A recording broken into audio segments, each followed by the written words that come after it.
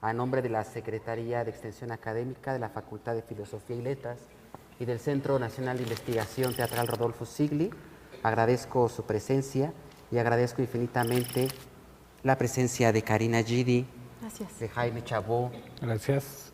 invitados excepcionales, quienes pues cuentan con una experiencia vasta, importante en el terreno de la escena mexicana de los últimos años.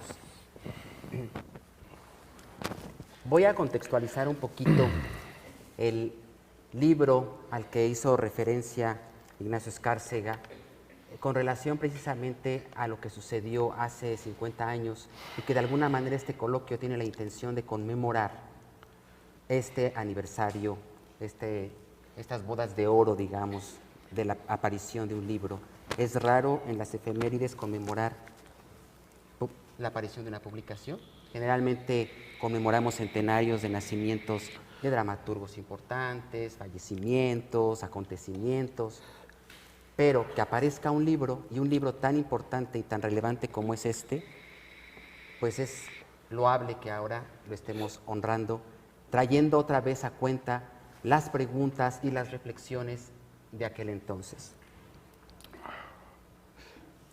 Y allí en ese libro a Salvador Novo le llama la atención en primer lugar preguntar qué enfermedad le aqueja al teatro para recurrir a una junta de médicos en solicitud de su diagnóstico. Es decir, que debemos preguntar qué pasa con la escena como si estuviera enferma, o tal vez cabría afirmar que vale la pena poner en evidencia los logros que ya avanzada la segunda década del siglo XXI, y a pesar de que se haya pronosticado desde finales del siglo XX su desaparición, tiene la escena mexicana su trascendencia internacional, su diversidad y amplitud a todo lo largo del país, y que se haya emancipado finalmente del feroz centralismo capitalino para haber abierto el desarrollo de teatralidades originarias de comunidades, zonas, territorios con determinadas necesidades y características de hacer y organizarse para hacer un teatro digno y compañías de danza respetables. Al final de la publicación termina Rafael Solana diciendo: ojalá que efectivamente tengan estas conferencias la resonancia que se merecen y que el teatro mexicano que todos amamos salga adelante de los males que padece, que le hemos diagnosticado y contra los cuales lo hemos recetado, y llegue a ser un día lo brillante que debe ser, con el concurso de todos y a pesar de la hostilidad de algunos entre sí, y que no ha sido sino de bandería y de momento, puesto que en el fondo nos liga a todos este amor por el teatro que nos hará olvidar esas pequeñas y personales diferencias y todos pelear en el mismo partido por el bien del teatro mexicano. A nuestros participantes se les convocó con 3 preguntas sobre las cuales bordar la charla.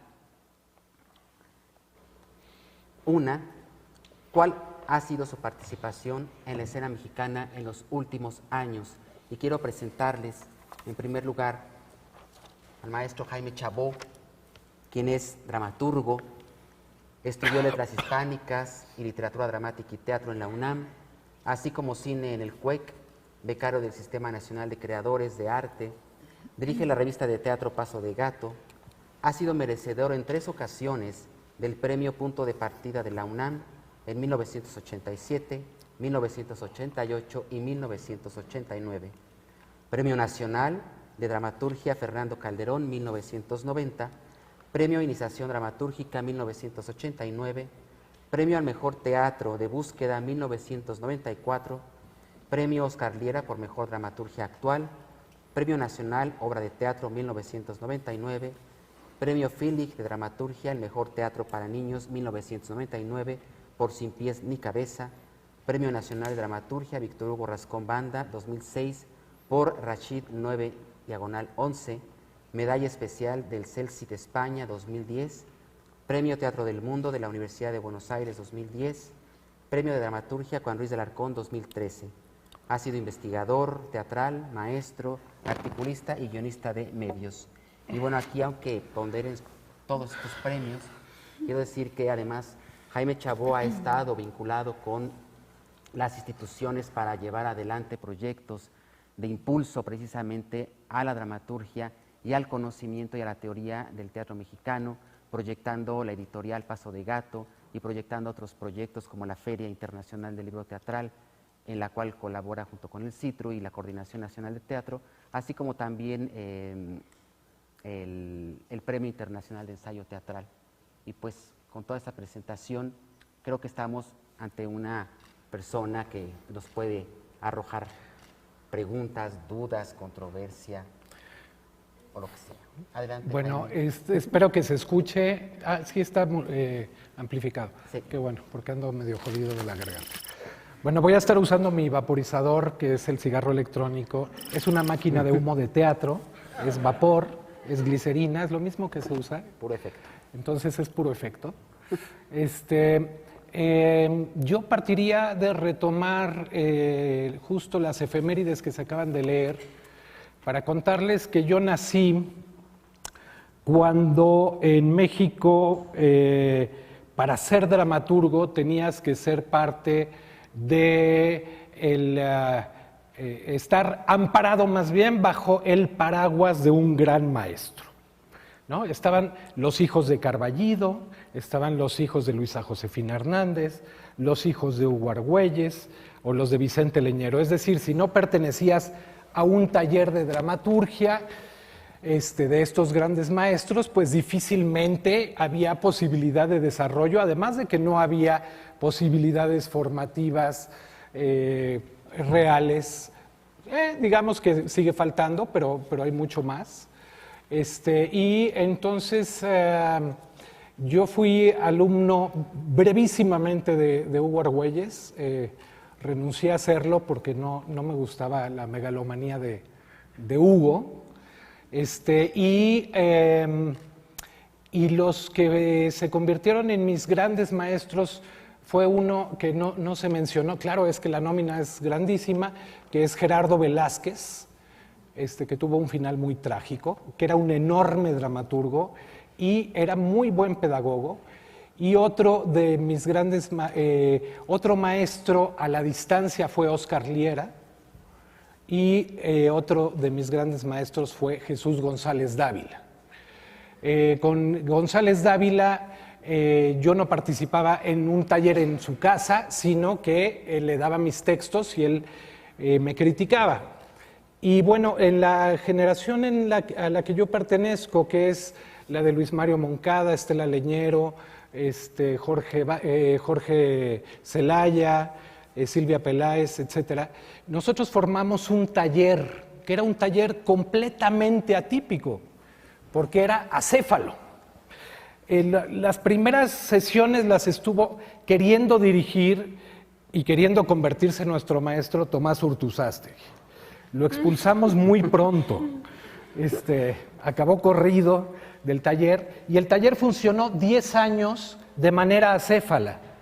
Nos veíamos una vez a la semana, nos veíamos todos los lunes durante 10 años. Primero fue en mi casa, duró mucho tiempo, estuvo funcionando en mi casa. ¿Y qué hacíamos? Nos juntábamos a leer nuestras obras y nos las hacíamos pedazos, con muy pocas herramientas. ¿Por qué? Porque había muy pocas herramientas. A ustedes ya les tocó pertenecer a una generación en donde tienen un enorme acceso a materiales teóricos y por internet o libros. El fenómeno, el boom de las editoriales mexicanas realmente a ustedes los ha beneficiado y no saben el trabajo y el proceso que ha sido tener esta conquista, pero a mi generación no. No teníamos acceso a materiales teóricos, era fotocopia de la fotocopia de un material que en Colombia o que en España, bueno, era un desmadre, ¿no? Y que era lo que privaba la teoría genérico-estilística. Y finalmente mi generación abrevaba también mucho de la nueva dramaturgia mexicana, y teníamos que pertenecer, ¿no? Y Julio Castillo se burlaba de ellos. Les decía, ay, mano, es que ustedes son reterrealistas. Y si uno no era reterrealista, entonces salía expulsado del Parnaso, es decir, Víctor Hugo Rascón Banda, o González Dávila, etcétera, incluso te agredían, ¿no? Y justo es mi generación la que se empeña en utilizar pantallas, en pensar en la posibilidad de una dramaturgia de la imagen, digamos que fue la moda previa a la narraturgia, ¿no? Entonces, para nosotros la moda y la vanguardia era la dramaturgia de la imagen, en fin, le causábamos mucho rechazo a la nueva dramaturgia mexicana, a ese movimiento, a esa franja de varias generaciones de autores, porque no era una generación la nueva dramaturgia mexicana. Eran muchas generaciones, era desde Norma Román Calvo, pasando por Tomás Urtuzástegui, y metían en la canasta también al pobre de Flavio González Melo, aunque evidentemente él era de nuestra generación. Y también la diferencia enorme de nuestra generación fue romper con el pleito casado que existía entre autor-director, ¿no? Los directores decían no hay mejor autor que el muerto, y si ustedes contemplan las carteleras teatrales de aquella época, se van a encontrar con que ni el 20% de la cartelera era de autor nacional. Ni de las grandes, ni de las vacas sagradas y mucho menos de los chiquidramaturgos, ¿no? Nosotros no teníamos acceso a los escenarios, pero contábamos con algo mucho mejor, que era la complicidad con los directores.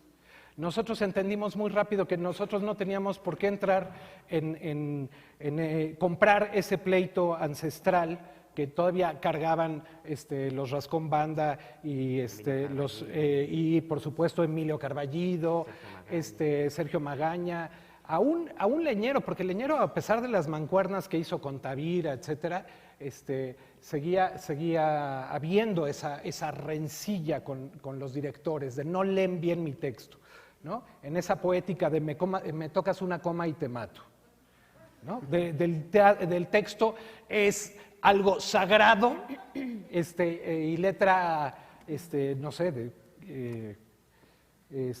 divina, ¿no? Y mi generación lo entendió al revés. Por favor, no te es cómodo ese texto, Karina, cámbialo, ¿no? Encontremos otra manera de trabajar, además de que comenzamos a hacer procesos de creación del texto en la escena, con los actores y con los directores como cómplices. Pero también mi generación fue la generación del multirol, es decir, éramos directores, actores, autores, o nos metíamos en la producción o en la difusión de las obras, es decir, ya no entendíamos el papel del dramaturgo como de un güey escribiendo historias en una torre de marfil y esperando que algún día sus textos llegaran a la escena. Tomamos el escenario por asalto y nos costó 3 huevos y no hubo quien nos prestara uno. Fuimos al banco de huevos y no éramos sujetos de crédito. Nos costó muchísimo trabajo. Publicar por vez primera era tarea imposible. Era verdaderamente conquistar el Everest. A la generación que les precede a ustedes ya no les costó nada de trabajo, o casi nada. Y a ustedes no les ha costado gran cosa, y ni les va a costar gran cosa llegar al escenario, pero a mi generación le costó mucho trabajo. Abrimos esa brecha, rompimos con ese pleito autor-director y establecimos complicidades. Eso fue maravilloso. Además de Alejandro Ainsley, que ya lo mencionaron, yo muy pronto hice complicidad con Philippe Amand. Tuvimos 2 espectáculos que fueron El ajedrecista y Perder la cabeza. Luego Philippe se dedicaría totalmente de manera exclusiva a la realización escénica y abandonaría el rol de director, lo cual fue una pena. Entonces, por un lado, bueno, y luego se nos olvidó la moda de la dramaturgia, de la dramaturgia de la imagen y demás. Eso nos duró como 5 años, para que vean que las modas son pasajeras. Y muy pronto yo me obsesioné con, ante la falta de materiales teóricos, me obsesioné por ser un coleccionista, iba en pesquisa, tras pesquisa, buscando nuevas teorías, y también estuve muy vinculado desde el principio con revistas teatrales. Estuve vinculado con la revista escénica de la UNAM, colaboré también en la revista Tramoya, y muy pronto en repertorio. Colaboré mucho tiempo con Rodolfo Obregón, y veíamos cómo iban muriendo las revistas. Parecen ser indefectiblemente a lo largo de la historia de México unos bichos de muy difícil vida, ¿no? Hay revistas que han durado un número, hay revistas que nunca han salido. ¿Quién no ha participado? ¿Quién no ha dicho, deberíamos de hacer una revista? Bueno, supongo que ya no, porque ahora hagamos un blog. Pero en ese entonces, yo no sé el maestro Escárcega, pero seguramente también se le antojó algún día hacer una revista. Cuando murió la revista Repertorio al tiempo, yo dije, nos falta una revista. Y bueno, nació Paso de Gato, que ya tiene 15 años, y que no es que teniendo 15 años la haya librado. La historia de las revistas en México es la de su muerte, su desaparición. Esa es la constante. Y bueno, el paso natural fue convertirnos en editorial. Esta obsesión de dotar de materiales teóricos a esta comunidad, a este gremio teatral mexicano, se volvió una obsesión. Y fíjense que es bien interesante, porque hay libros teóricos que ha publicado Paso de Gato que no necesariamente significa que yo comulgue total al 100% con todas las teorías, pero yo creo que es importante conocerlas y que es importantísimo hacer un corpus de textos que dialoguen entre sí, que se contradigan, que se peleen, porque no hay otra manera de construir discurso. Quiero decirles que soy muy refractario a las modas, ¿no? En el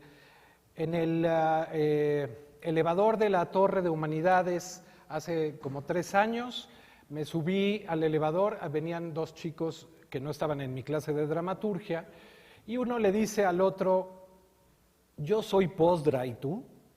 No, yo expandido. Y dije, ay güey, y ni leyeron alemán, ¿no? Esto no quiere decir que no me interesen todas esas teorías. Yo publiqué los libros para Latinoamérica, así que sería muy tonto de no estar interesado. Soy fanático y he escrito decenas de páginas de teatralidades que no tienen que ver con la textualidad, o más bien con la dramaturgia vista desde un concepto tradicional, como teatro línea de sombra, como Lagartijas tiradas al sol, las cosas que hace Alberto Villarreal, etcétera. Soy fanático de ellos. Entonces, esto que les digo no es un prejuicio, es simplemente que me gustaría mucho que ustedes se acerquen a los libros y verdaderamente los pongan a dialogar. ¿Por qué? Porque no es sino hasta que estén disparándose como en un colisionador de hadrones las ideas en su cerebro, es que verdaderamente las cosas tendrán sentido. Quiero decirles también que en los últimos años he sido un obsesivo de la pedagogía de la dramaturgia. Me he obsesionado por ir desarrollando una pedagogía de la escritura teatral, no solo fabular.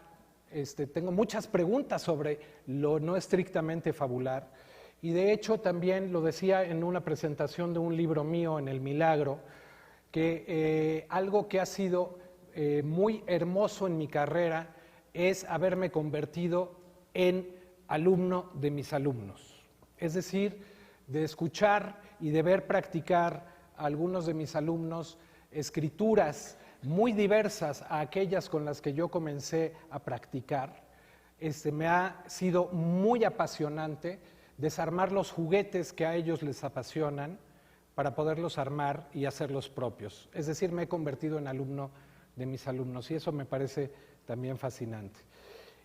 Y bueno, pues no sé, en los últimos años pues no he dejado de escribir, ahí están, tuve la fortuna hasta, se me acabó la racha chingao, en julio de este año se me acabó la racha, llevaba 2 años y medio en cartelera en la Ciudad de México sin bajar ni un mes, con obras distintas. Y bueno, ustedes podrán ver de mis primeras obras que son estrictamente dentro de una tradición, a obras como Ogyen Shka, hace una vez, o Rashid 911, que es, en esa obra no hay una sola escena que no responda a una investigación dramatúrgica teórica. Cada escena tiene una proposición que me hice de desarrollar algún aspecto teórico y demás, hasta obras como Niños Chocolate, que a lo mejor alguno la vio ahora en el Foro Sor Juana, etcétera. Pues no he dejado yo de hacerme preguntas sobre mi quehacer, porque creo que el día que se nos acaban las preguntas, en ese mismo instante estamos dejando de ser creadores. Y gracias, Jaime, ahí ¿ya? vamos a dejar ¿Sí? por ahorita porque ya estás invadiendo un poquito la siguiente pregunta. Y vamos con...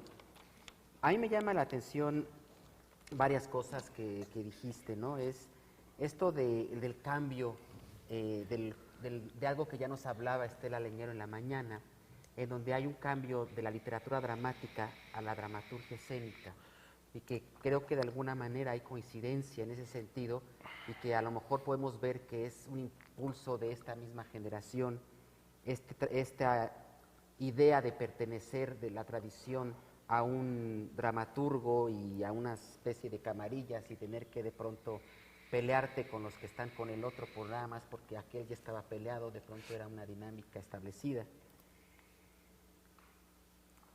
Luego otra cosa que me llama la atención es pensar que a esta nueva generación no le va a costar el mismo trabajo para llegar a escena.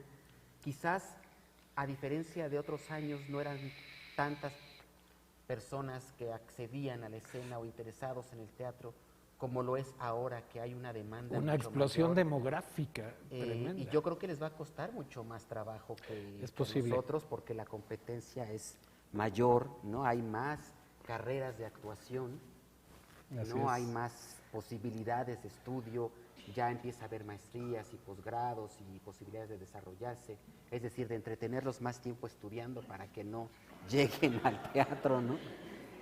Entonces, no sé si realmente les vaya a costar menos trabajo llegar a escena. Sí será más fácil que tengan acceso a la información, por supuesto, porque el boom de las redes sociales, del internet, han facilitado las cosas, porque como decías antes, conseguir un texto y después conseguir una fotocopiadora y que nos pudiéramos tener los recursos para fotocopiar el texto, bueno, a veces hasta nos lo rolábamos.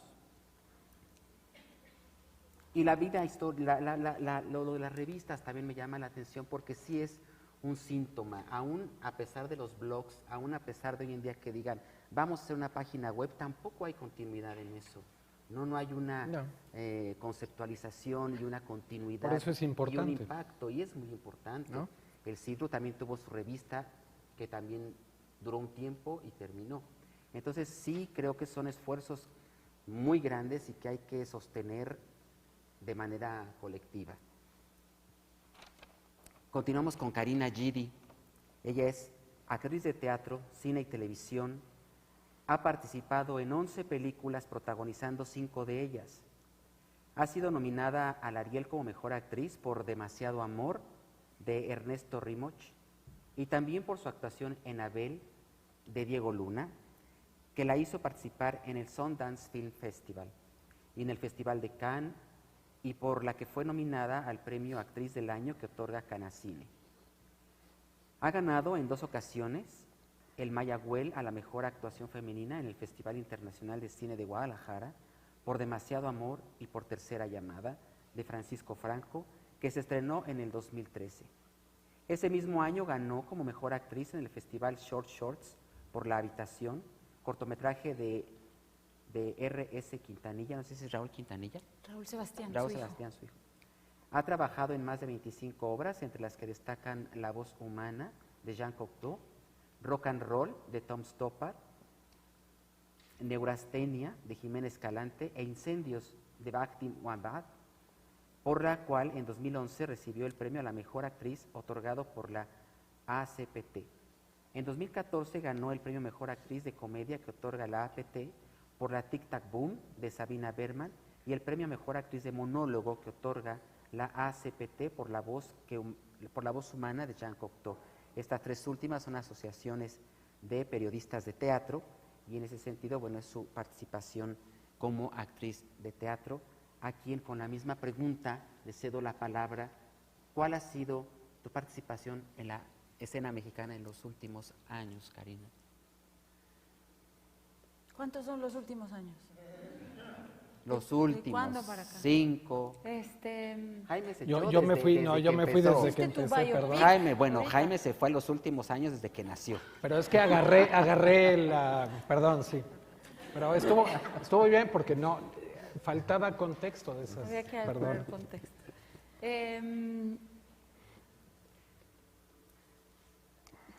O sea, desde que naciste.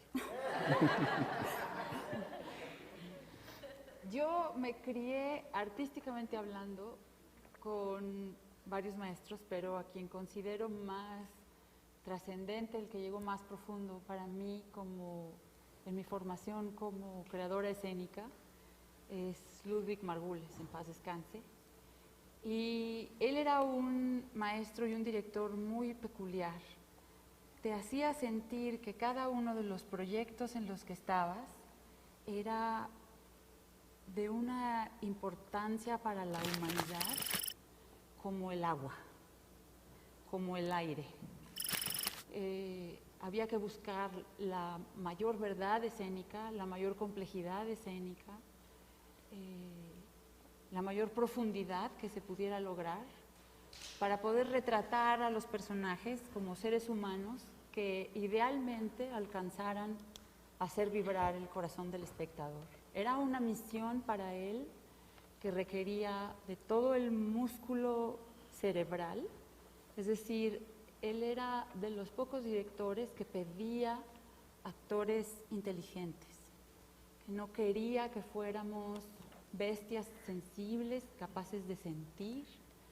Sentir lo hace cualquiera, sino lograr poner el sentimiento, la emoción, dentro de la forma de pensar del personaje en el contexto que marcaba y necesitaba la obra. Entonces, planteaba desde el día 1 que poder lograr la escena y poder llevar a buen término la obra era un trabajo de guerreros. Y en ese sentido a mí me dejó para siempre una sensación de importancia, de que lo que hace uno es importante, que lo que hace uno tiene una utilidad real y concreta para la sociedad. Muy alejado de la frivolidad, muy alejado de las egomanías, muy alejado del sentimiento superficial, fácil, muy alejado de la autoimitación. Él, al revés, hubiera dicho, si ese texto no te acomoda, busca que te acomode. Haz lo que tengas que hacer para que el texto te acomode. Entra en el personaje como tengas que entrar para que el texto te acomode. Y luego estaba dentro de todo eso y de toda esa investigación muy seria que ocupaba tu cabeza, el deseo de que una vez que hubieras construido ese espacio muy razonado, muy concreto, muy investigado, pudieras volar intuitivamente por encima de eso. Ponerlo a un lado y volar intuitivamente con ese material, para lo cual, además de ser muy inteligente, muy trabajador, tenías que ser muy audaz y animarte a correr el riesgo. Para él lo importante era correr el riesgo de caerse para adentro. Nunca se trataba de descuidar a los compañeros, nunca se trataba de ponerte en peligro físicamente, pero sí de dejar que algo, que tus membranas internas estuvieran en un cierto peligro para que ocurriera una vibración interna que fuera lo suficientemente verdadera para que el espectador sintiera algo y le pasara algo y le provocara algo. En ese sentido, pues en los últimos años me siento más orgullosa de las clases que he dado en provincia, de un taller que diseñé que se llama Actuación Emocionante, y de un diagrama que hice también a partir de lo que yo he aprendido y cómo yo opero como actriz, y que desde que me quité la idea de que tenía que ser una iluminada para poder dar clases, lo comparto lo más sencilla y llanamente que puedo con los alumnos que estén dispuestos a encontrarme a la mitad del camino. Hay muchas cosas que no se enseñan, sino que se aprenden.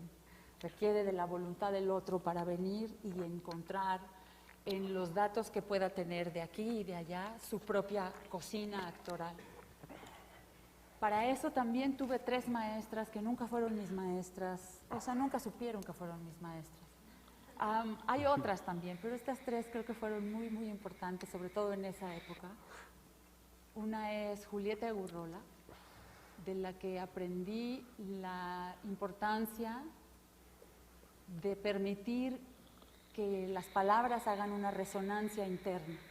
La forma en que Julieta, si ustedes lo observan, la forma en que Julieta paladea las palabras es realmente para quedarte sin aliento. Esto que está tan de moda ahora y que me enerva tantísimo, que es una especie de hiperrealismo, una cosa cotidiana, urbana, contracultural, cool, Naturalito. de actuar natural, lo más común es llamarlo así, naturalito, que me parece atroz, porque pasan por encima de las palabras sin permitir que caiga el significado adentro de uno y resuene en cada una de las células del cuerpo. Eso fue Julieta Egurrola para mí. La otra era Margarita Sanz, entonces, ahora not so much. Ella tenía una peculiaridad en la forma de conectarse con el material que siempre la hacía única, profunda y única. Y la otra era Angelina Peláez, que ella es capaz de volver materia dramática las páginas amarillas de la sección amarilla. O sea, ella es capaz de hacerte llorar leyéndote, no sé, lo que está atrás de la caja del cereal. Es increíble cómo puede transformar en materia emotiva cualquier cosa que toque, una disposición para sentir, una entrega, una apertura, un contacto con la fragilidad humana. En los últimos años, pues he hecho algunos montajes, pero en el último par de años he estado bastante alejada de la escena mexicana. Vulgarmente se diría que está una en crisis con respecto a mi labor con la creación en el teatro. Siento que llegué a un punto a partir de ciertos montajes y de mi trayectoria en que para seguir avanzando no puedo avanzar en línea recta, tengo que virar hacia algún lado para poder sentir que evoluciono como artista y que hay una poética mía que se sigue construyendo y que no estoy solamente de una forma egomaníaca coleccionando personajes idealmente bien interpretados y que me vaya yo a mi casa sintiéndome que lo hice muy bien, sino algo que de verdad represente una evolución para mí y un crecimiento para mí. He estado muy involucrada en cierto tipo de activismo, me siento conectada con la sociedad de otra forma también, y en los últimos años, bueno, salvo haber hecho una luna para los malnacidos de O'Neill, que fue una experiencia muy especial para mí con Mario Espinosa, con quien tener un diálogo creativo es muy importante, fue un gran regalo ese año. O haber hecho Rock and Roll de Stoppard con mi amigo Alonso Ruiz Palacios. Lo demás no ha sido, bueno, y terminar un ciclo que empecé en el 2009 con una obra que fue muy importante para mí, que se llamó Incendios, que sí requirió ahí de todo mi músculo. Mi participación en ese sentido, pero creo que ahí me estoy igual desbarrancando hacia la siguiente pregunta, sí es muy de co-creadora. Yo sí, uno de los piropos más bonitos que me han dicho me lo aventó Luis Mario, una vez que dijo, dueña absoluta del escenario que pisa. Sí es importante para mí no sentir que soy plastilina del director, sino que estoy creando con él un universo, que soy aliada, que soy su brazo derecho, para poder juntos crear un universo y crear una realidad dentro de la ficción que sí sirva para algo. Entonces, después de esos montajes, siento que he llegado hasta un punto en mi deseo de explorar la complejidad humana y la voluptuosidad emocional hasta niveles de imprudencia, pero creo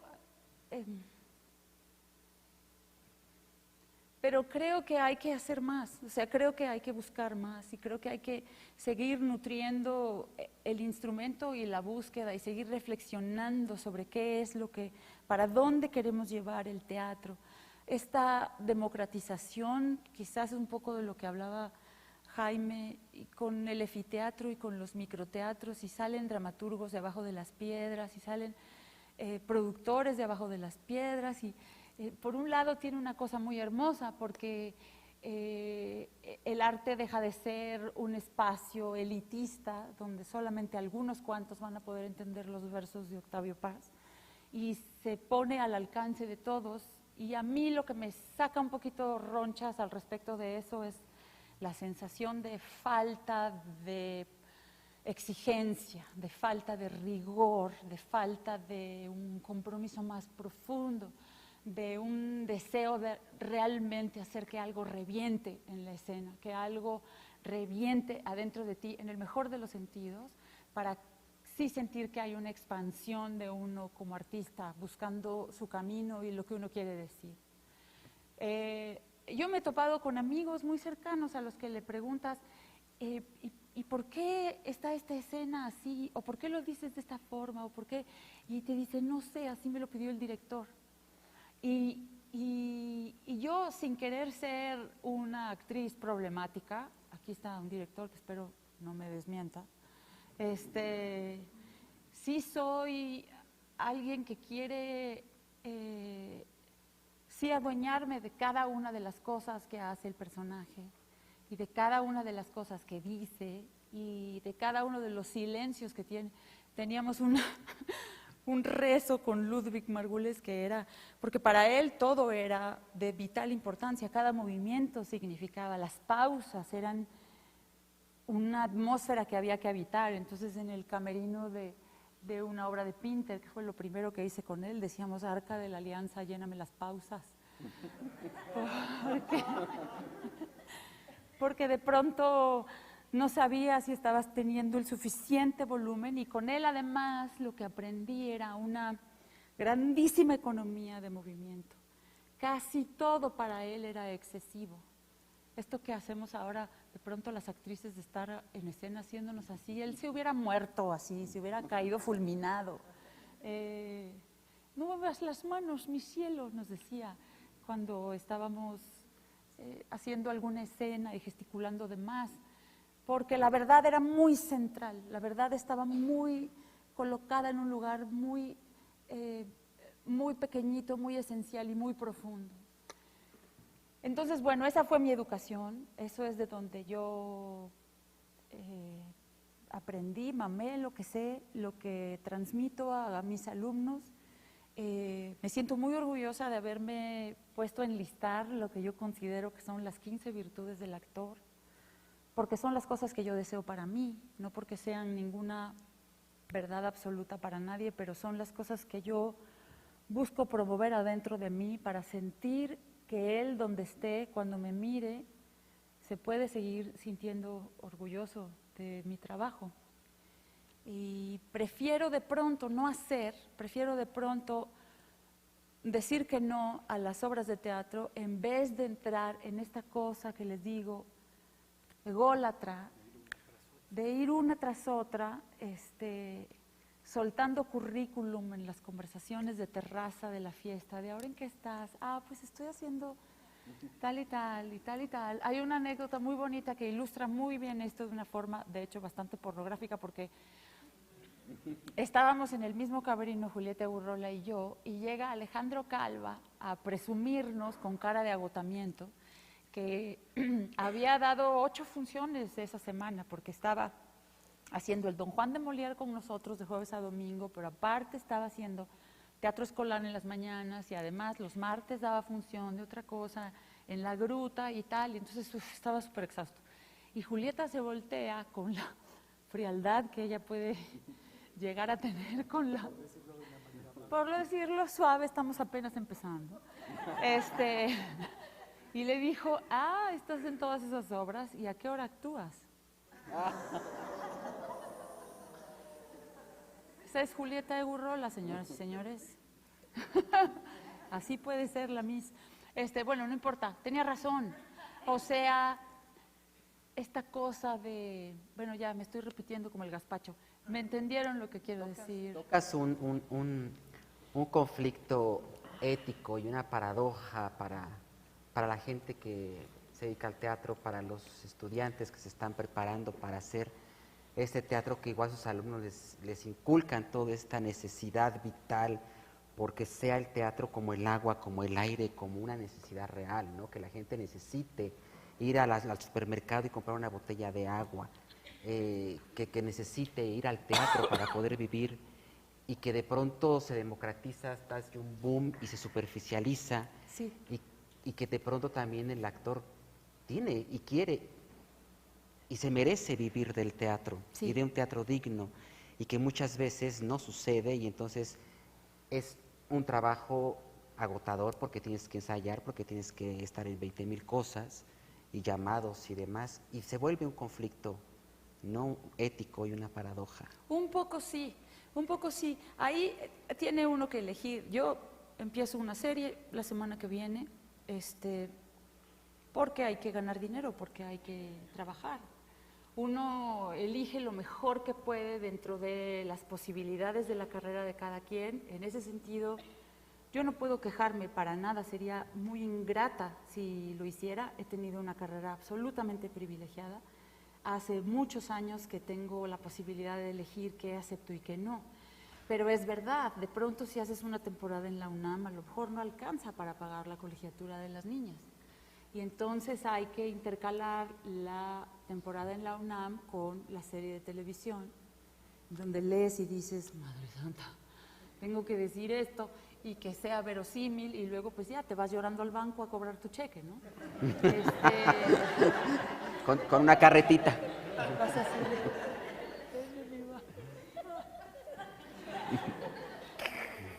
Si te quedas instalado allí, es una elección. Gente que lo hace, es una elección. Para mí, no desdeño ninguno de los medios y a todos les encuentro el chiste y la gracia y el encanto y el aprendizaje. Sí creo que si haces demasiada televisión seguida, daña el instrumento. Sí lo creo. Pero si vas campechaneando y haces cine y luego haces teatro y luego haces tele y luego vuelves a hacer teatro y luego das clases y luego haces cine y luego no haces nada más que hacer boffins con tu hija o con tus hijas o con tu novio y te vas de vacaciones. O sea, creo que se puede ir y venir y está todo bien. Si se hace demasiada televisión, sí creo que puedas meterte en un problema después con tu capacidad expresiva y tu capacidad de profundizar. Sin duda no estoy en contra de hacer televisión, creo que hay que hacerlo, creo que hay de televisión a televisión. Cuando he hecho cosas en Canal 11 me voy a dormir más tranquila. No estoy contribuyendo tanto a la imbecilidad nacional. Lloro menos de ir al banco, eso sí, es Canal 11, pero duermes tranquilo, eso es una bendición. Y luego cuando haces otra clase de cosas, pues más bien hay que tener el cuero duro y disfrutarlo, y ya son solo unos meses. Si tu camino es si tienes claro el camino por el que por el que quieres andar, no es grave y a veces es absolutamente necesario. Para mí lo ha sido y lo disfruto. Sí encuentro la forma de pasarla muy bien en los llamados y disfrutar y decir cosas como, esa zorra solo te quiere por tu dinero. Y no creo que hayas escrito una línea así, chavo. Entonces... Ahorita te digo. A ver, Jaime, ¿cuál es tu posición teórica frente a la creación escénica? No, bueno, pues... Para escribir una línea me encabalgo un poco en lo que dice Karina para reflexionar en torno a lo que he visto en la escena nacional en los últimos años, porque además nos llaman de jurados a muestras estatales, etcétera. Y yo veo en la escena nacional que no está jerarquizado cuál es el teatro profesional, cuál es el teatro semiprofesional y cuál es el teatro francamente amateur. Porque los amateurs igual van y le palmotean al funcionario de su localidad por presupuestos y demás cuando le dedican 2 horas al día, si acaso, al teatro, o 3 días a la semana 2 horas, ¿no? Y entonces los resultados son unos espantos tremendos, en donde se abre el telón y lo que ves es un decorado, en donde aparecen 2 personajes sin tono muscular, ¿no? Y abren el hocico y dices, esto se fue a la mierda y nos falta hora 45 de obra. ¿No? Mauricio Jiménez y yo, había unas caricaturas, ustedes están muy chavitos, de la Warner Bros., en donde un perro, un gato siempre perseguía a un pajarito y un perro siempre acababa chocando el gato con el perro, que era un bulldog tremendo, y entonces lo agarraba del pescuezo el perro al gato y el gato decía, no, lo de la fuente no, en nombre de la humanidad. ¿En qué consistía? Le ataba una cuerda a la cola al gato y esa cuerda pasaba por un charco de lodo, por una barda con vidrios, por una tubería, etcétera, hasta acabar en una revolvedora y acababa siendo una estatua en donde se paraba el pajarito. Entonces siempre decía, no, lo de la fuente no, en nombre de la humanidad. Eso es lo que me pasa, que no solo en los estados, también en la Ciudad de México, yo veo mucho teatro hecho de espaldas al espectador.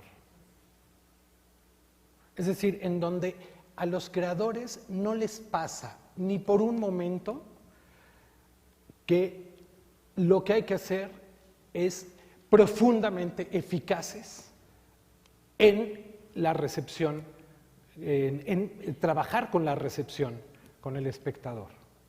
Esto te lo podría teorizar porque, bueno, otro de mis grandes maestros fue José Sánchez Sinisterra, y bueno, de ahí ya me metí a estudiar qué pasa con las neuronas espejo, con teatro y neurociencias y demás, y cómo estamos manejando la recepción. Y finalmente, en una conferencia que di, no importa dónde, en un lugar muy mamón, en Buenos Aires, yo hablaba justamente de la recepción y de las estrategias escriturales para atrapar al espectador y manejar sus emociones, su corazón, su indignación, su tal, y alguien levantó la mano y me dijo, lo que usted está proponiendo es manipular. Y le dije, efectivamente, a huevo, efectivamente. Nuestra chamba es manipular al espectador, que se cague de miedo, que le dé taquicardia, que llore con nosotros, que se ría, que etcétera. Por supuesto hay gradaciones, pero hay un teatro comercial, por ejemplo, muy eficaz en hacer esas cosas. Pero ahora Netflix es una gran adicción. ¿Cuántas series hay? Están maravillosamente articuladas para manejar las emociones. Y esos son efectos que se producen, no son chiripas. ¿Por qué en la película de nosotros, los pobres, con Pedro Infante y ¿cómo se llama la actriz? Bueno, La Chorreada y Pepe el Toro, volvemos a llorar. Blanca Estela Pavón, ¿no? Blanca Estela Pavón, volvemos a llorar cuando sale Pedro Infante, Torito, con el bebé que se le acaba de quemar. Pues es un efecto construido. Y es brutalmente eficaz, igual que nos cagamos de risa en la misma escena, aunque la hayamos visto 10 veces la película, en una película de Woody Allen. Entonces nuestra chamba es actores, director, escenógrafo, iluminador, es manipular la recepción del espectador. Y cuando yo digo que, por supuesto esto lo puedo decir teóricamente muy mamonamente, pero lo planteo de una manera que yo mismo puedo entender bien, que es, a eso es a lo que yo llamo hacer teatro de espaldas al espectador. Cuando trabajamos contra el culo del espectador. El espectador ya está aburrido, ya se siente incómodo en la butaca. En cambio, vamos a ver una obra maravillosa en donde nos tuvieron todo el tiempo en el filo de la butaca y no importa que sean unas bancas de madera horrorosas y duró hora 20 minutos y no lo sentimos en el culo. Hay cosas que duran menos y que nos parecieron que duraron 3 horas. ¿Por qué? Porque se hizo de espaldas al espectador. Porque los actores no están haciendo lo que cuenta Karina. Porque el director no sabe de síntesis. Porque el director no leyó lo que sí está en el texto de creación de expectativas para que yo me haga preguntas, yo espectador, ¿no? Sembrarme las suficientes preguntas y tenerme intrigado todo el tiempo. Hay un actor que yo admiro muchísimo que se llama Klaus Maria Brandauer. En una entrevista en la BBC de Londres, con la BBC de Londres, él jugó durante toda la entrevista con una cajetilla de cigarros y su encendedor. Y sacaba un cigarro, se lo ponía en la boca, luego se lo ponía acá, luego tal. La chava le preguntaba, oiga, pero que usted es muy enojón en el plató cuando se está filmando. Dice, pues sí, para que pase algo. Si no está pasando nada, me tengo que encabronar para que pase algo y entonces la producción se ponga las pilas y no sé qué y no sé cuál. Es un actor fantástico, si no lo han visto, Coronel Redl, Mephisto, etcétera. Como Julieta Gurrola, ¿no? Y al final le pregunta a la reportera, ¿y usted cómo crea expectativa en el espectador? Le dice, usted estuvo nerviosísima toda esta media hora, no sabía qué iba a hacer yo con este cigarro, cuándo lo iba a prender, porque se lo ponía en la boca, prendía el encendedor y finalmente no lo encendía, ¿no? Es decir, cómo desde el micro hasta el máximo de la estructura nosotros podemos manejar al receptor, pero que además el espectador se fascina cuando lo manejamos. Por eso, cuando nos enganchamos con una serie de Netflix, no sé, ¿ya vieron The Killing? O sea, no puedes dejar de verla. Igual que no podía uno dejar de ver a Julieta Gurrola en, ¿cómo se llama esta obra de Rascón Banda, que eran 3 mujeres? Que ella hacía una menonita. Desazón. Uno veía a Julieta Gurrola y decía, puta, el proceso mental del actor, ¿qué está pasando en la cabeza? Nosotros queríamos abrirle el cerebro y ver qué es lo que estaba ocurriendo ahí adentro. Y nos pasa con actores como Harvey Keitel, como Meryl Streep, ¿no? Que la microacción nos genera expectativas, porque cuando dice una frase, el personaje no solo la saborea, crean proceso mental, y entonces el discurso que está acá no es el discurso que está acá. Hay mucho más profundidad. Entonces, a eso llamo yo manipular al receptor, no hacer teatro de espaldas al espectador. Y estamos ante cosas mías también, que de pronto, ¿por qué el dramaturgo? De verdad, ¿esto qué mierdas aporta? ¿Qué suma? Todo lo que no suma resta, lo dijo el señor Beckett. Y estamos llenos de un teatro que no suma. Porque no nos hacemos las preguntas correctas, porque vamos a chambear o porque ni siquiera nos ha pasado por la cabeza que podríamos hacernos preguntas, lo cual está más triste. Lo importante, ¿no? Cuando profundizas de esa manera, aunque vayas a chambear, ¿no? Que es la postura, Recuerdo una escena en una telenovela en donde Diana Bracho baja las escaleras y ve al exnovio de hace muchos años, y nada más con eso que tú dices, ¿cómo le abro al cerebro a Diana Bracho para saber qué está pensando? Porque nada más la mirada, la atención, el suspenso, te dice todo, y aunque sea televisión, y aunque sea cine, y aunque sea teatro, debe de haber un contenido. ¿No? Pero fíjate, perdón, nada más cierro, cuando todo está puesto en el escenario, cuando el director no tiene imaginación, o el escenógrafo, o el dramaturgo, no hablo desde ninguna trinchera artística, cuando cualquiera de los creadores no está poniendo lo máximo de sí para sorprender al espectador, para que lo que no debía ser evidente se revele hasta un momento posterior, y entonces nos genere dudas y vayamos creando expectativas tanto en el ámbito de la intriga, del qué pasó, qué va a pasar, se casará o no se casará, Hamlet logrará su venganza o no, desde las expectativas que tienen que estar construidas por el señor director y los actores, porque el dramaturgo perfectamente puede sembrar N cantidad de preguntas, pero si el director y los actores pasan por encima, se murió la expectativa, ¿no? Entonces, desde ahí hasta los elementos, los que quieran, es que todo significa, como decía Karina, con los gestos, pero todas las cosas que están sobre el escenario significan. Y pareciera que hay incluso una desvalorización, lo vemos en la dramaturgia, ahora el rechazo, que está interesante, pero el rechazo, por ejemplo, a acotar nada del espacio, de los objetos, y todo significa, ahorita para ustedes, esto dice muchas cosas de Jaime Chabó, así como los lentes, así como las botas. Una imagen ya se construyeron de mí, así como la maestra Karina, sus tacones o X o Y o Z. Todas las cosas están significando. Y luego pareciera que no le ponemos suficiente importancia a que el mundo tiene que ser complejo, maravilloso, sorpresivo, inaudito, ¿no? Karina, ¿podrías mencionar por lo menos 13 edificaciones que te hayan resultado significativas de cara a esta situación de tu postura frente a la creación escénica?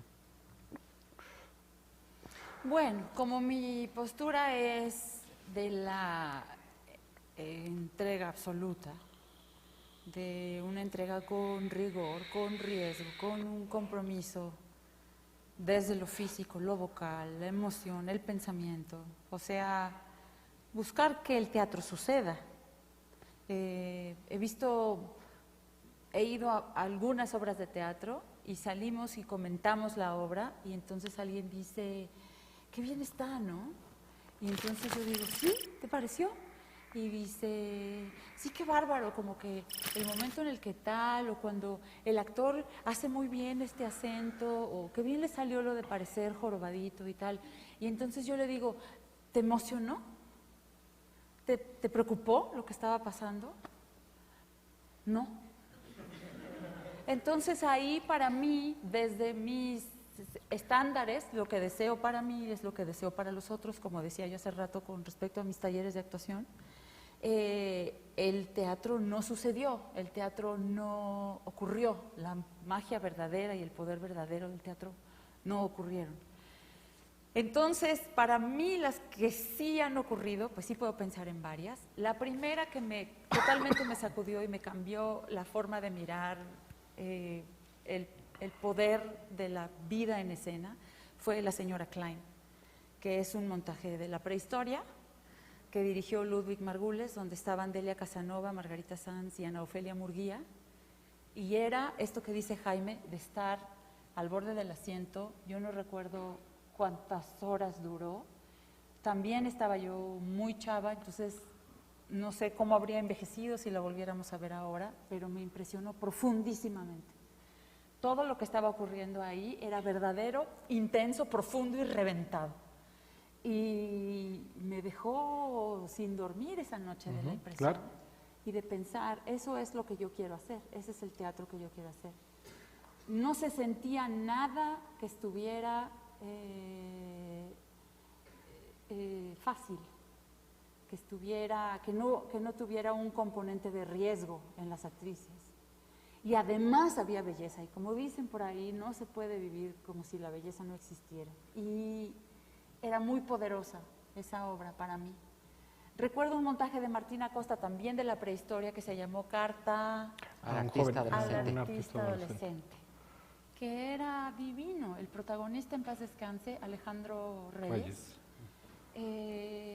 era un poeta en escena, tenía una capacidad de interiorizar y de estar absolutamente convencido de todo lo que decía, que era de una belleza y de una dulzura que también se me quedó muy grabada y para siempre.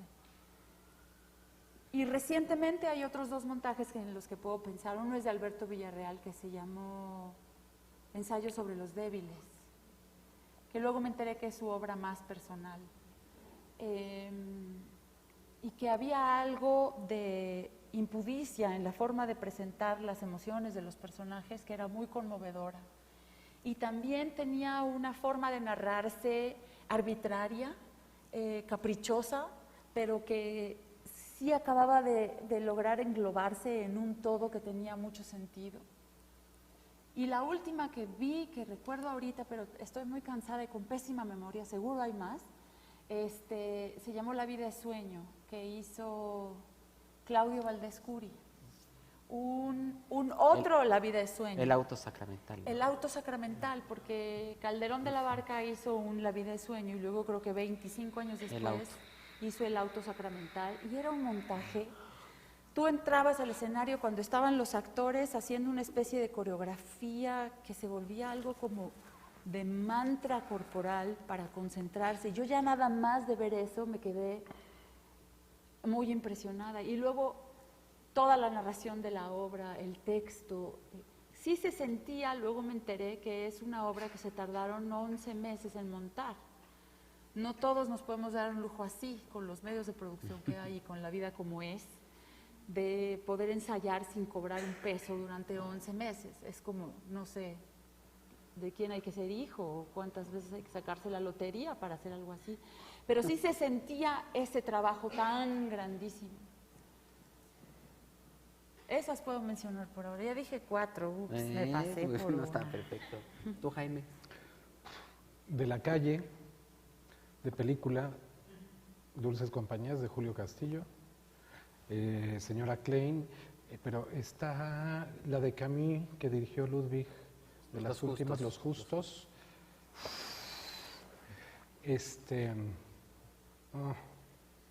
Recientemente, El Círculo de Tiza, el lado B de la materia, Amarillo, de Teatro Línea de Sombra, en fin. ¿Pero estas en qué sentido? Porque Karina de alguna manera ponderó la actuación, ¿no? El impacto emocional que provocaban los actores y relacionado precisamente. Pues es que fíjate, frente a tu te estoy postura de la diciendo, creación escénica, y aquí es más bien la dirección escénica. No, te estoy diciendo un diapasón amplísimo. Sí, desde Julio Desde Castillo hasta textos que podríamos decir clásicos dentro de la tradición, ¿no? Hasta espectáculos que renuncian a lo fabular, es decir, a contarnos una historia, y que sin embargo a mí me han tenido en el filo de la butaca. Entonces, creo que es coherente con lo que dije todo el rollote que dije hace rato sobre atrapar al espectador y manipular al espectador. Digo, para ser parco esta vez, ¿no? Algo más que quisieran agregar sobre qué pasa. Entiendo ¿Qué pasa lo que dice Jaime, y estoy de acuerdo, solo que la palabra manipular no. A ver. La RAE no se equivoca.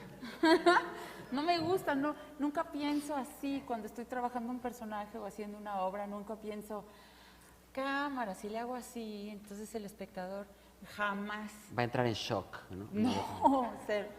No, siento como, bueno, nunca sé exactamente qué le va a pasar al espectador, siempre es un deseo de que algo le pase y siempre es un deseo de que otra vez lo volvamos a lograr, por favor. Pero no hay esa Claro que estoy trabajando para el espectador. Si no trabajo para el espectador, no soy nada, no es nada. Lo que uno hace se convierte en nada. Así es. Pero mi trabajo para trabajar para el espectador está en estar allí al 100 con mi materia dramática y con mi compañero, ¿no? O mis compañeros, en la realidad creada. Y eso ya yo sé que va a llegar para allá, pero ¿cómo va a llegar para allá? No sabemos. Bueno, uno trabaja siempre con hipótesis. No es que tengas las certezas, todas. No. Pero hay ciertas cosas que tú ya has ido construyendo de tu lenguaje de actriz que sabes que van a funcionar de una manera determinada o de otra. O sabes que hay que llegar a un punto O sea, climático claro, en algún punto, bueno. en algún momento o en otro, y que hay que Eso generar es. una tensión dramática y así. Solo quería nada más decir así como al pie que manipulación no.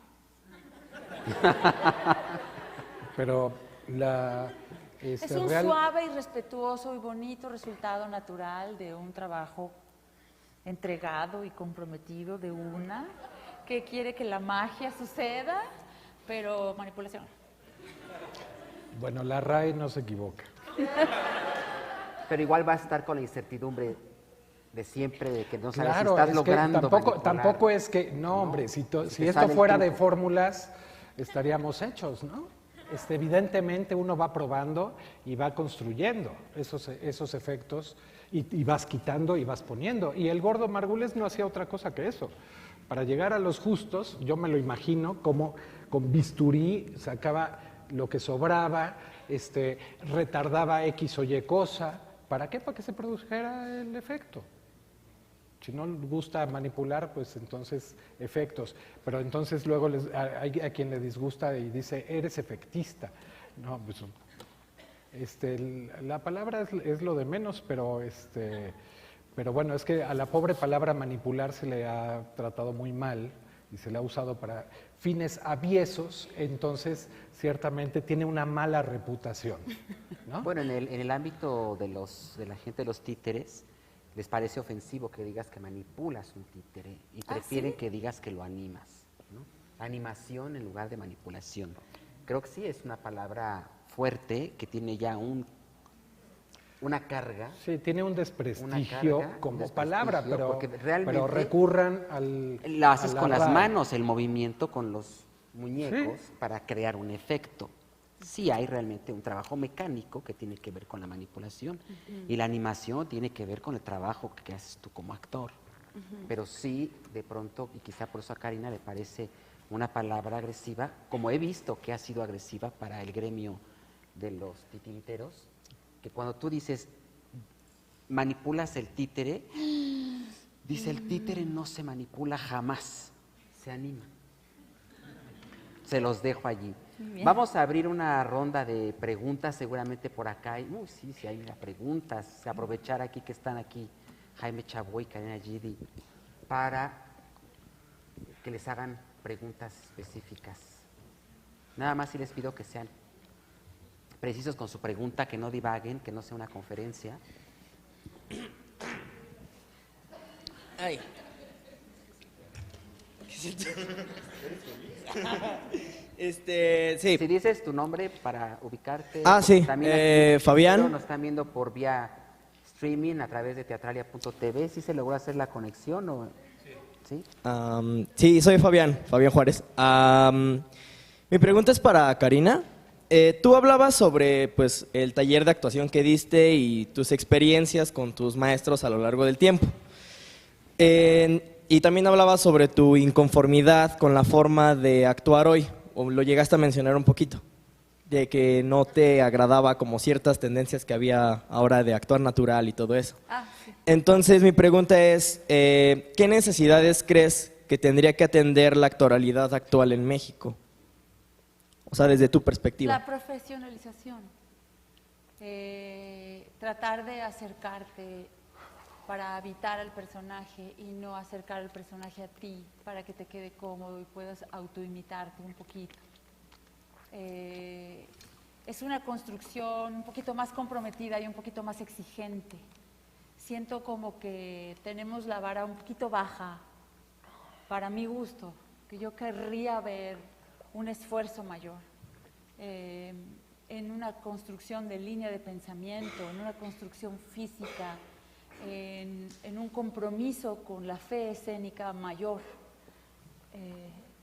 para poder estar ahí mucho y poder sí lograr que el teatro suceda, que la magia suceda, y que no salga uno nada más como alabando ciertas cosas técnicas, pero sin estar emocionado, sin estar asombrado, sin estar,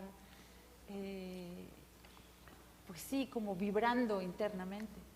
Entonces sí creo que hay un nivel de exigencia, como que, no quiero juzgar de más, pero como si nos conformáramos fácilmente, como si fácilmente dijéramos, uy, se me llenaron los ojos de lágrimas, ¡yay!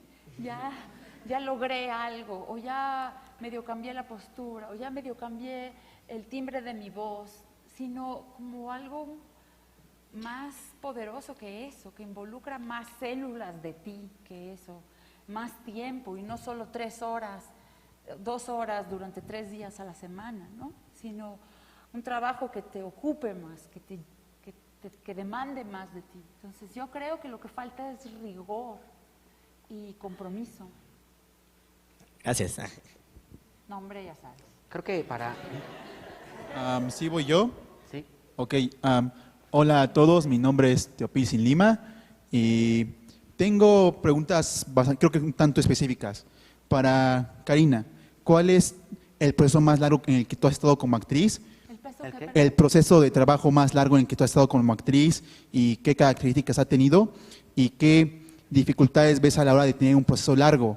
También para el profesor, bueno, para Jaime Chabó, ¿cuál es el tiempo más corto en el que te has tardado en escribir una obra y cuál es el tiempo más largo? O sea, a mí me interesa mucho ver cuáles pueden ser las desventajas y ventajas de tanto los procesos cortos como largos, porque también veo que cada día son más inviables por esto que mencionan de cómo estamos, creo que todos aquí como futuros trabajadores del teatro en México, en una constante vorágine de trabajo, de tengo que estar aquí, uy, pero ya me tengo que ir, y veo que luego, no sé, mis maestros me cuentan así de, no, recuerdo cuando trabajamos todos juntos, 4 horas diarias, 5 días a la semana, y salían cosas bien padres después de 3 años de trabajo. O no sé, me han dicho que los montajes del maestro Héctor Mendoza tardaban 2 años en hacerse. Gracias. Yo nunca trabajé con el maestro Mendoza. Tengo muy mala memoria, pero creo que uno de los procesos más largos fue con Rock and Roll de Stoppard, que hicimos aquí en los teatros en el Juan Ruiz, y hicimos un proceso de ejercicios y de improvisaciones larguísimo, larguísimo, y mucho estudio, porque había todo un contexto social de las obras que muchos estábamos como que sabíamos parte, pero había todo un otro universo de lo que estaba ocurriendo con Havel y de lo que estaba ocurriendo en la primavera de Praga, y teníamos una idea vaguísima, los que teníamos una idea, porque estábamos medio en ceros. Entonces, ese fue un proceso largo. Además, había que manipular unos archiveros que era enredosísimo, no sabías cuál era el que te tocaba abrir para sacar qué cosa. Había unas pantallas también, que me acuerdo que un día fallaron las pantallas y el maestro Pepe Caballero dijo, ahora sí vamos a hacer teatro, porque ya no había multimedia, ¿no? José Caballero, divino. Ese fue un proceso muy largo. Pero, por ejemplo, una obra que te digo que fue muy importante para mí, que fue Incendios, esa la hicimos en 5 semanas. Y esa era de una dificultad salvaje. Pero fueron muchas horas al día y era de despertarse y estar pensando en el texto y estar todo el día pensando en el texto, estar en el ensayo, que eran varias horas, y luego salir de ahí a seguir rumiando y a seguir dándole vueltas. Entonces es un poco como lo que dice Mark Twain al respecto de se puede ser joven en años, pero viejo en días si no se ha perdido el tiempo. Entonces, puedes sí ensayar 3 horas, pero si después de ensayar 3 horas de verdad tú no haces nada, pues entonces si son 3 horas es muy insuficiente.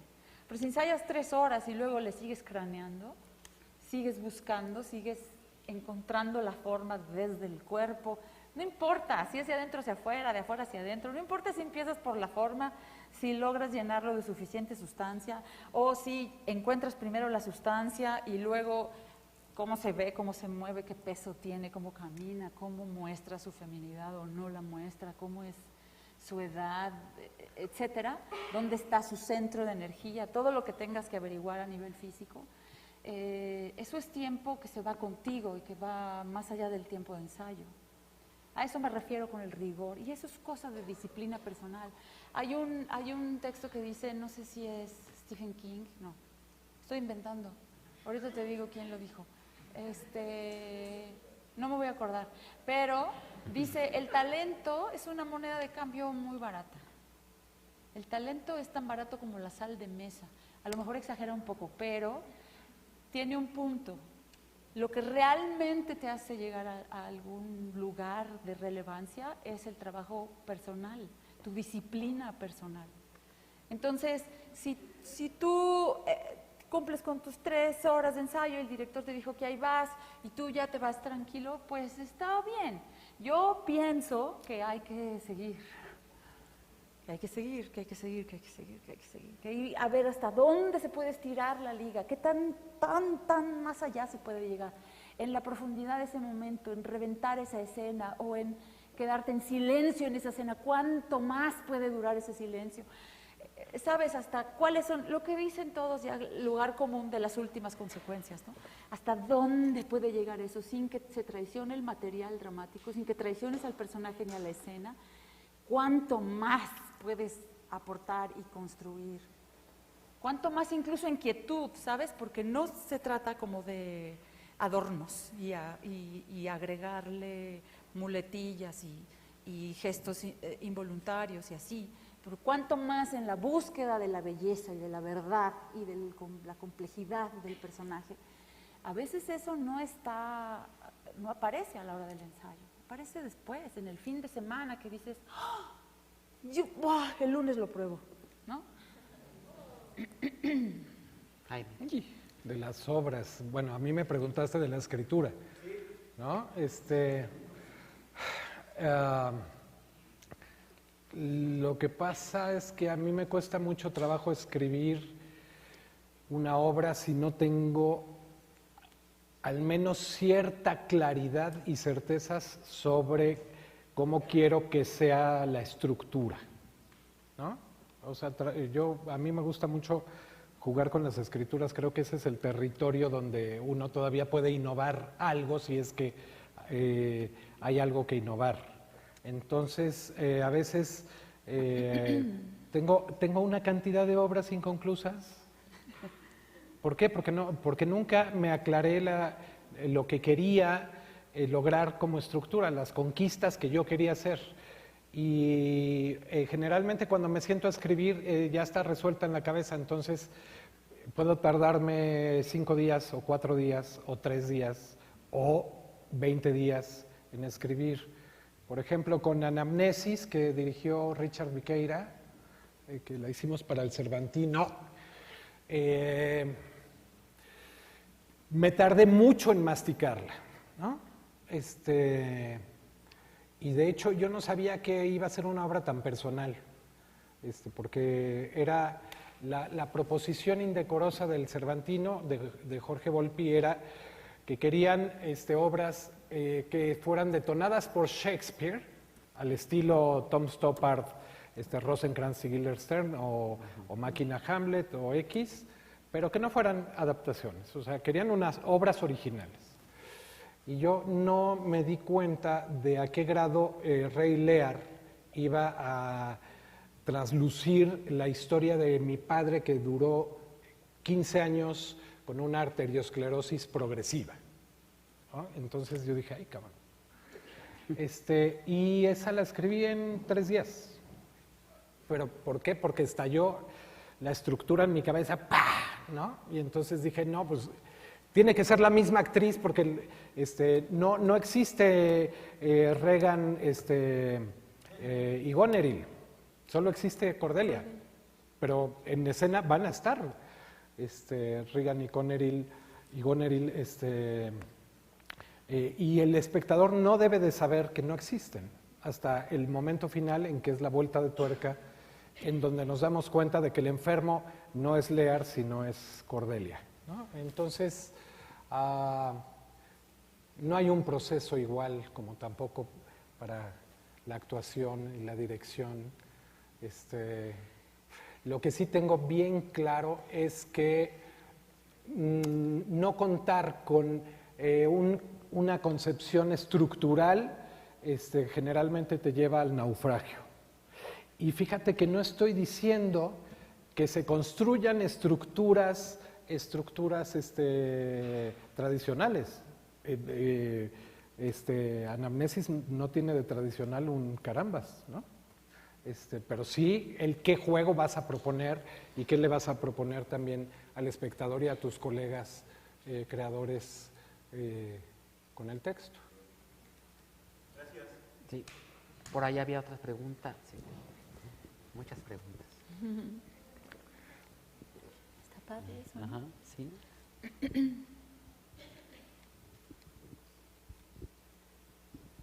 Hola, ¿qué tal? Mi nombre es Isael Almanza. Es un gusto escucharlos a Me Jaime. faltó Casa Calabaza de mencionar. Gracias, Jaime. Tienen que ver Casa Calabaza. Gracias, Jaime. Arturo, Es Karina. emocionante esa obra. Ya me dio pena, bueno. Esta pregunta es para Karina. Yo he seguido de alguna manera la trayectoria que tienes como actriz y a mí me genera pues mucha emoción siempre observarte y digamos que la pregunta que le hago a los dos, pero partiendo de lo que veo en Karina, es sobre la versatilidad.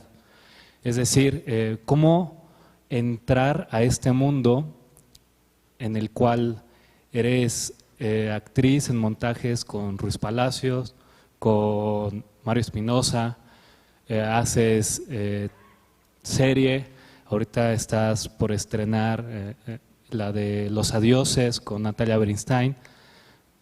¿Cómo se logra como creadora, como creador, Jaime, entrar a estos lugares tan complejos de un mundo que de una cabeza como Ruiz Palacios luego a Natalia, ¿no?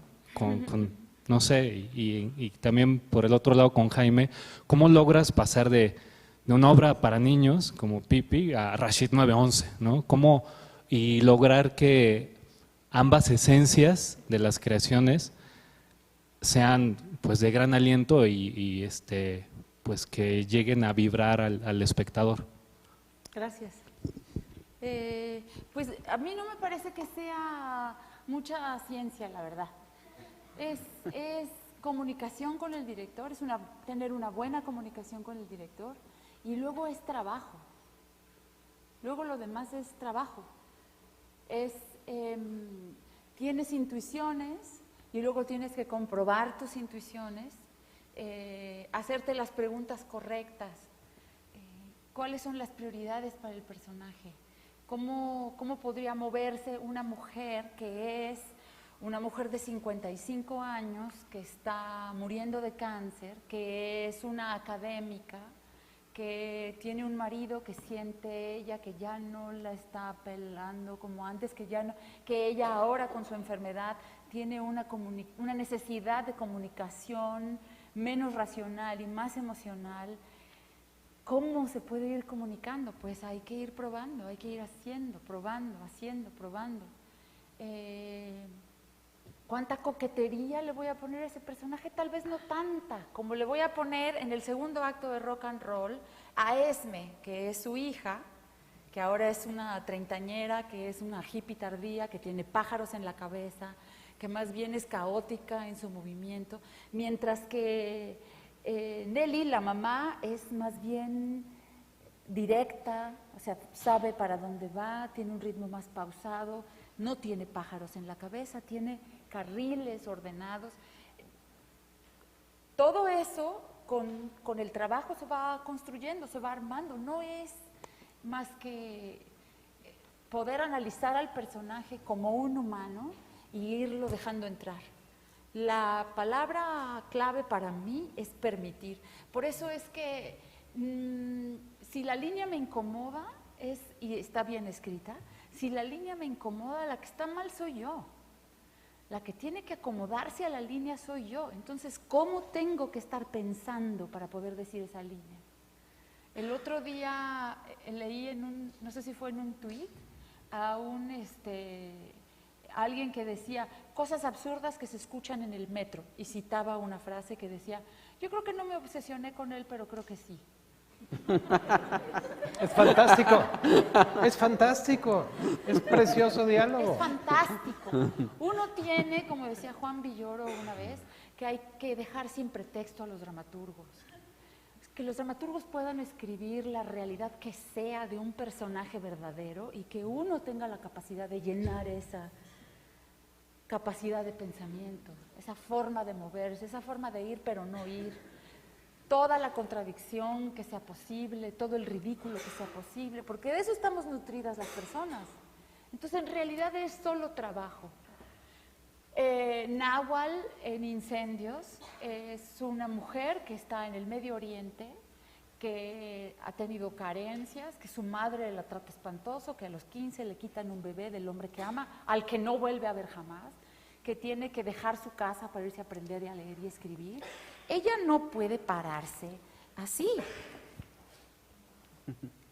Algo está mal en eso, algo no se acomoda.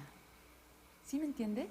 Hay algo en su forma de ser mujer que está colocada en otra parte, en la búsqueda del hijo, en el aprendizaje de la abuela. No es alguien que se pare así y haga así. Pero Gracia, de la pequeña habitación al final de la escalera, que creció aprincesada, que no le ha faltado nada, que su mamá le dice, eres un dulce y un caramelo, que se casa con un hombre rico, ella sí puede pararse así. Y ella sí puede hacer así con el cabello. ¿No? Eso es trabajo. No aparece nomás. Puede uno tener intuiciones, pero luego tienes que comprobar las intuiciones.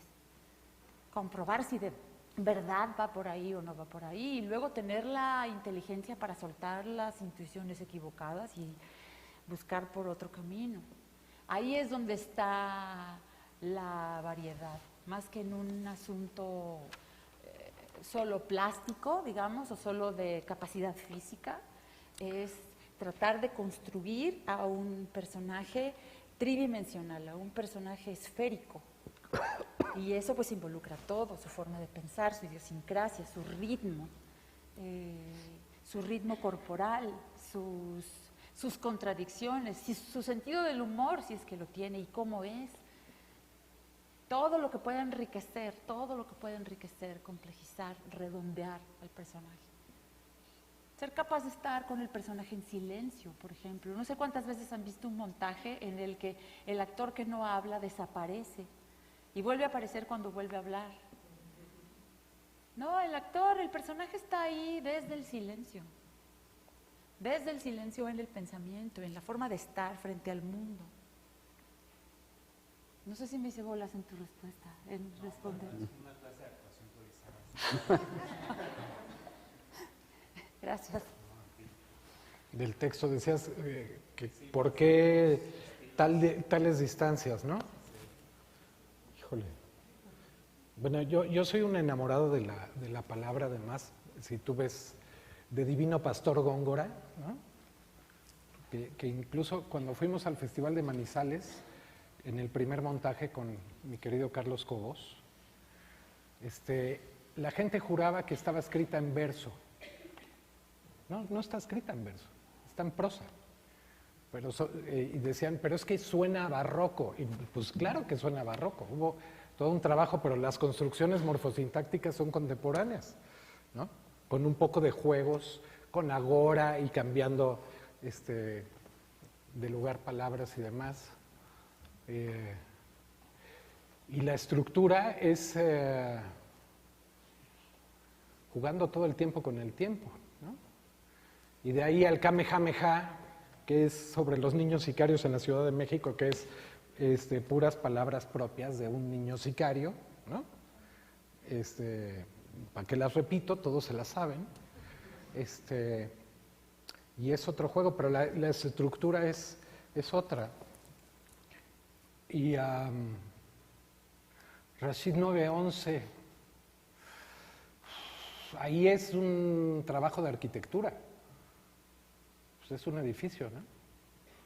Complejo en su estructuración. Pero aun cuando escribo para niños, por ejemplo, Pun, historia asquerosa de niñas y niños que se echan vientos, todo el mundo cree que solo se trata de pedos. Pero era fantástico ver de las carcajadas en el Teatro Helénico, 400 espectadores con boleto pagado, que de pronto cuando el padre le da un bofetón al niño, se hacía un silencio y había miradas, se intercambiaban miradas en la butaca y yo decía, yes, yes. Porque yo creo que el teatro para niños es un teatro, el teatro para niños debe de ser un teatro terrorista para los papás, ¿no? Y Pipí lo es. Las reacciones que había con Pipí, por ejemplo, eran fantásticas, fantásticas. Desde una niña bajando la Villaurrutia y la mamá detrás de ella, Daniela, dame la mano. No, mamá, estoy enojada. Daniela, dame la mano. No, mamá, estoy enojada. ¿Ya viste lo que dice la obra? Estoy enojada contigo, ¿no? Y decir, wow.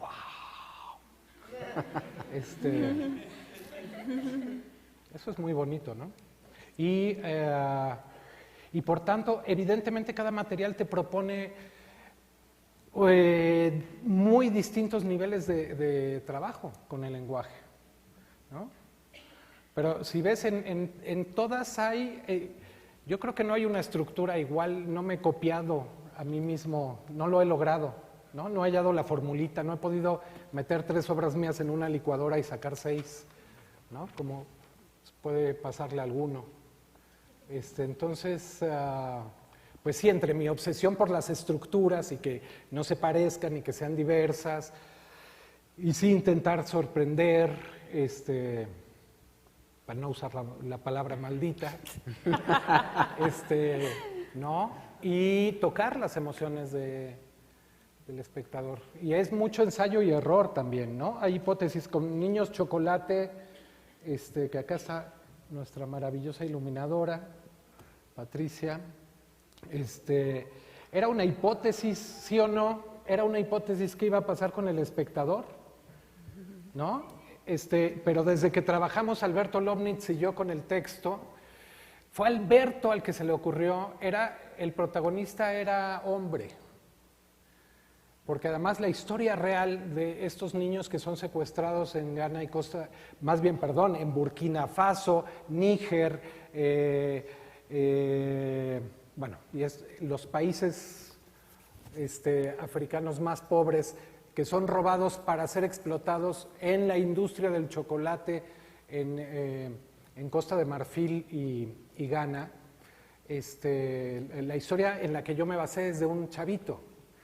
Y me dijo Alberto, ¿y no has pensado en que sea la chavita? Ese twist fue el que le dio una doble carga emocional, porque el personaje que le ayuda a la niña, el periodista, que además es realidad, han desaparecido a varios periodistas por investigar la mano de obra infantil esclava en la industria del chocolate en África. Y ese twist, más lo que ya se había construido, generó que tú berrearas, se te saliera el moco en la función de Niños Chocolate, ¿no? Entonces, pues eso es muy bonito, generar esa empatía. Sabíamos que iba a ser muy conmovedor, pero neta no teníamos idea de que iba a pasar lo que ocurrió con el grueso de los espectadores, así como en Incendios, ¿no? Que la gente moqueaba, de pies a cabeza acababan uno bañado en lágrimas. Entonces...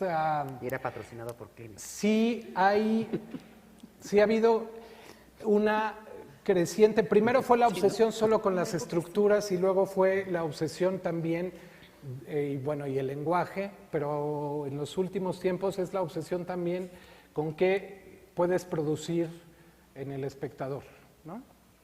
Entonces, Sí, no sé, no sabría explicarte por qué mis obras son tan disímbolas unas de otras.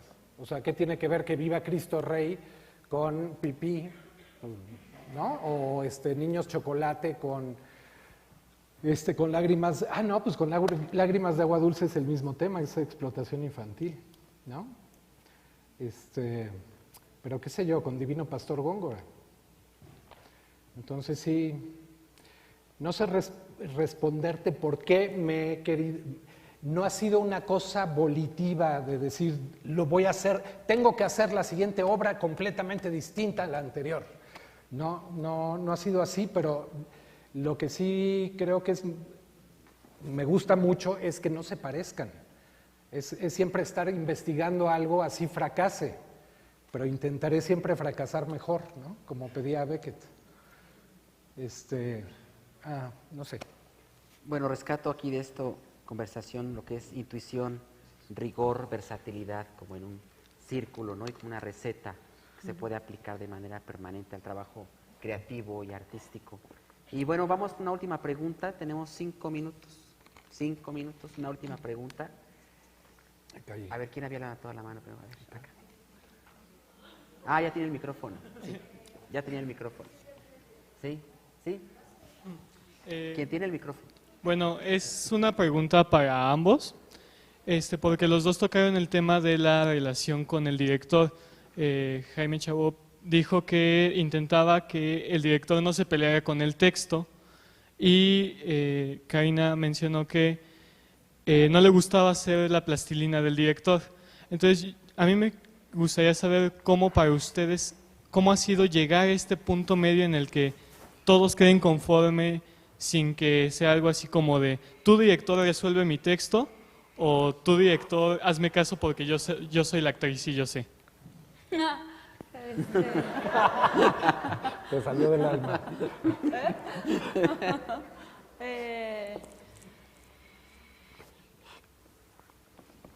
Bueno, sí es importante no necear, ¿no? Al director, no necearlo.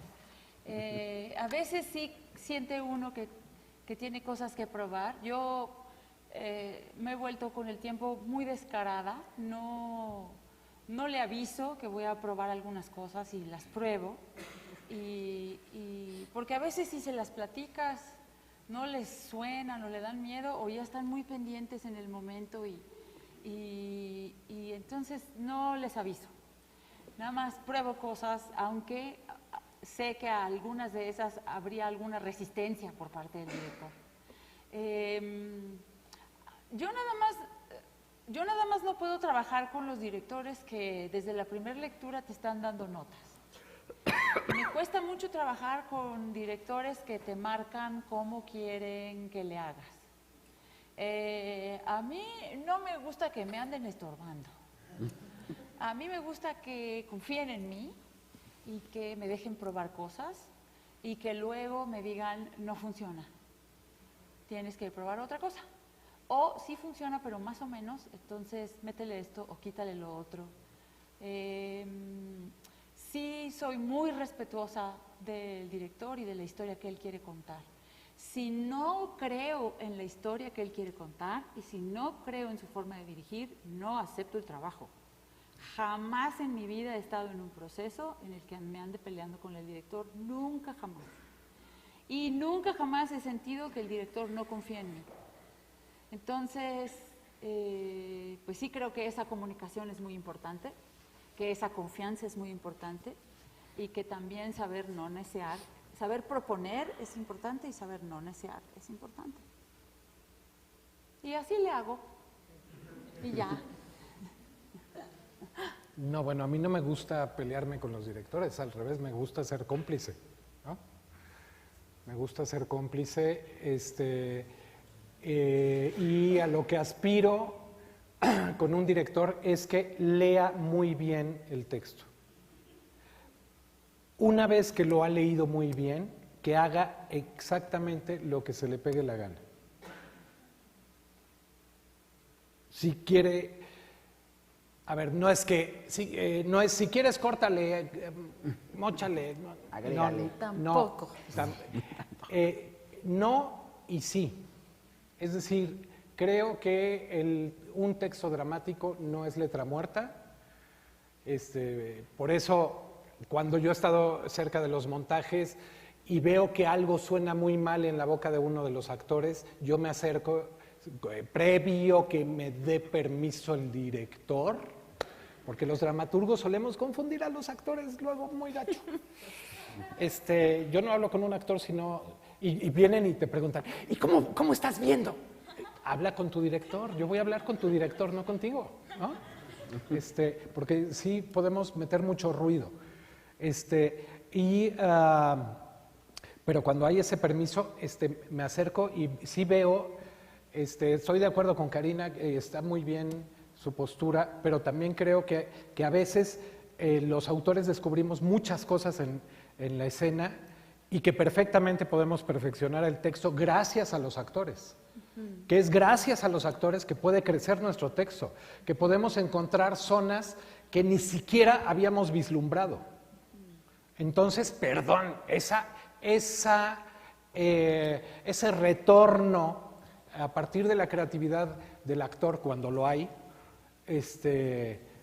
cuando hay actores propositivos, no, fíjense que no, porque hasta con actores chafas de pronto uno descubre cosas, ¿no? Pero cuando son creativos de pronto te iluminan y dices, a huevo, es que le faltó acá un chingo de cosas y yo reescribo después. Yo no publico, suelo no publicar antes de que se haya estrenado. Y el montaje que más me importa es el del estreno mundial. Y también cuando veo que no hay interlocución con el director, pero yo ya le di mi texto, me arriesgo con él hasta el final. Y yo he estado en el Titanic varias veces y he visto el iceberg y no hubo quien moviera el puto timón y nos hundimos. Pero yo di mi palabra y sé honrar mi palabra y además también tengo una apuesta que es muy clara. Ya vendrán nuevos montajes de ese texto. Aunque en Ciudad de México es raro, ¿no? Se estrenó El ajedrecista, fue en 1993 y no hay quien la vuelva a montar y yo creo que es un texto fantástico. O Rashid 911, ¿no? Ando sonsacando al señor de Casa Calabaza, pero no se deja. Que es un texto que me parece pertinentísimo, ahorita era Trump, ¿no? ¿Por qué? Porque es la teoría de Chomsky que la dijo 3 días después del 9/11. Si los servicios de inteligencia de Estados Unidos no lo hicieron, lo supieron y lo permitieron. Y esa es la tesis, ese es el motor que me movió a mí a escribir esa obra. Entonces me voy con uno de los terroristas que está en el avión, ¿no? Y además... Ahí que quería probar además, no solo en cada escena, además a nivel de estructura dije, traición de Pinter, pero la voy a hacer radical, sí, toda es al revés en la línea del tiempo, ¿no? Y funciona, la obra funciona, pero no se ha vuelto a montar porque ya se estrenó en el 2005 y entonces parecen como condenadas, pero yo sé que van a tener otros montajes en otras partes, hay obras que he podido ver con 12 montajes distintos. Entonces, por supuesto, yo cada vez que me siento en una butaca, que me invitaron de Icuiricui, Michoacán, o de Mérida, o de no sé dónde, y cuando me siento en la butaca, yo rezo y digo, por favor, que me guste, por favor, que me guste, por favor, que me guste, como lo suelo hacer cuando entro al teatro. Quiero que me guste, quiero que me atrape, quiero que me muevan, para no usar la palabra maldita, que me hagan retorcerme, que me preocupen, como en la no sé qué al final de la escalera. ¡Puta, qué angustia! ¡Qué puta angustia como espectador! Si eso no se llama manipular, yo no sé cómo se llama. Y era general de los espectadores. Uno salía angustiado. Era una pinche angustia ese montaje de Carlos Corona. Era Carlos Corona. Mauricio García Lozano. Con Carlos Corona en escena. Entonces, no hay nada, yo creo que para un autor teatral no hay nada más hermoso que saber que tus letras, hace rato que no me acordaba de definirme así, pero yo me considero un juntador de palabras para la escena, que sabes que finalmente vas a ver otros montajes, entonces yo ya no me frustro ni me peleo con los señores directores. Y por supuesto, lo único que quiero es que lean bien la estructura antes de acometerla y que le transmitan bien a los actores lo que es esa estructura antes de acometerla. Cuando veo que no hubo una buena lectura y que eso es una catástrofe, otra vez me siento observando el iceberg.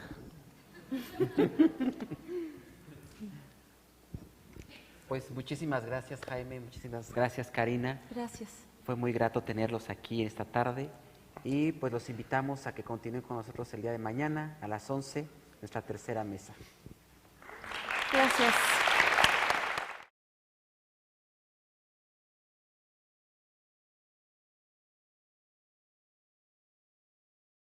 Gobierno de México.